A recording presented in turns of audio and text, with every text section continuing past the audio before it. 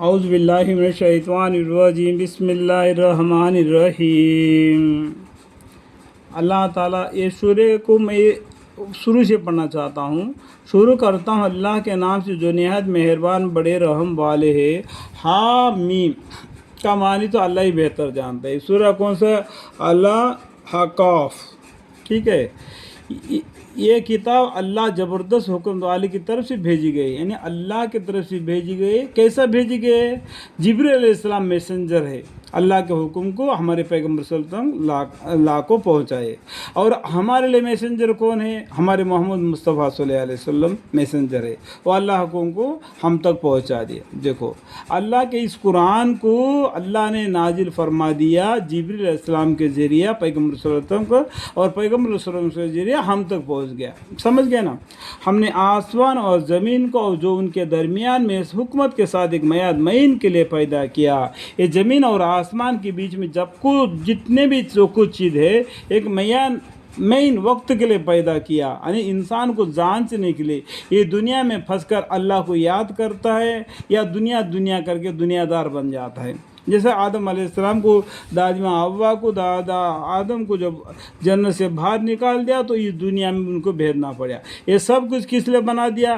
انسان کے لیے بنا دیا۔ انسان کو کس لیے پیدا کیا؟ وما خلقت الجن والانس الا لیعبدون۔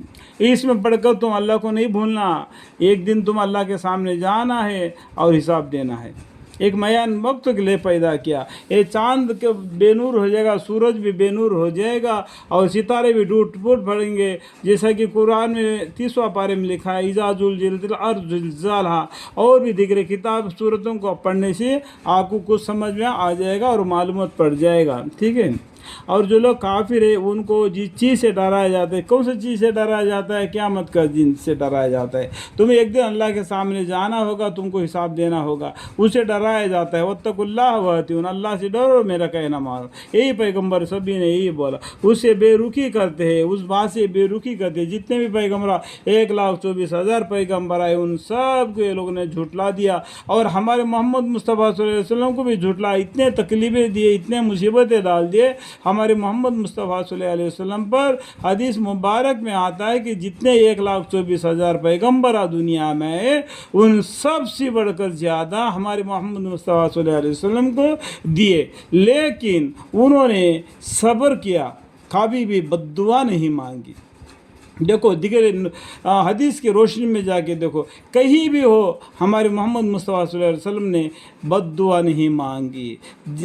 جہاد میں ان کو زخم بھی ہو گیا، خون ہو گیا، لیکن پھر بھی انہوں نے بد دعا نہیں مانگی۔ کس نے سلام کے جگہ پر الٹا جواب دے دیا؟ اس ٹائم پر اماں عائشہ رضی اللہ عنہا نے کہا، آپ کو اس نے کون سا بات میں گالی دیا، آپ اسے کیوں نہیں ڈراتے؟ تو وہ کیسا بھی میرے کو جواب دے، میرے کو کچھ نہیں ہوگا، میں اس کو جواب دے دیا نا، اس کو نقصان ہو جائے گا۔ کیوں اتنا آپ جھڑ بڑھتے ہو، کیوں اپنا غصے میں آ جاتے ہو کر کے انہوں نے اپنے بیوی حضرت عائشہ رضی اللہ عنہا، اما عائشہ رضی اللہ عنہ کو انہوں نے تسلی دی۔ دیکھو یہ کافر لوگ السلام علیکم ورحمۃ اللہ وبرکاتہ، اس میں تبدیلی کر کے جواب دیا، یہ بھی قرآن میں لکھا ہوا ہے۔ آپ غور کر کے پڑھیں گے تو آپ کو معلوم پڑ جائے گا۔ نہیں، اللہ تعالیٰ نے، ہمارے پیغمبر صلی اللہ علیہ وسلم نے کبھی بھی کسی کو بھی بد دعا نہیں دی، یعنی ان کو ڈراتے تھے وہ اس دن سے، قیامت کے دن سے، اور جنت دوزخ کا فیصلہ ہو جائے گا اس دن سے، اور اسے بے رخی کرتے ہیں۔ یہ لوگ اسے بے رخی کرتے، ٹالتے، اس پیغمبر بات کو نہیں مانتے۔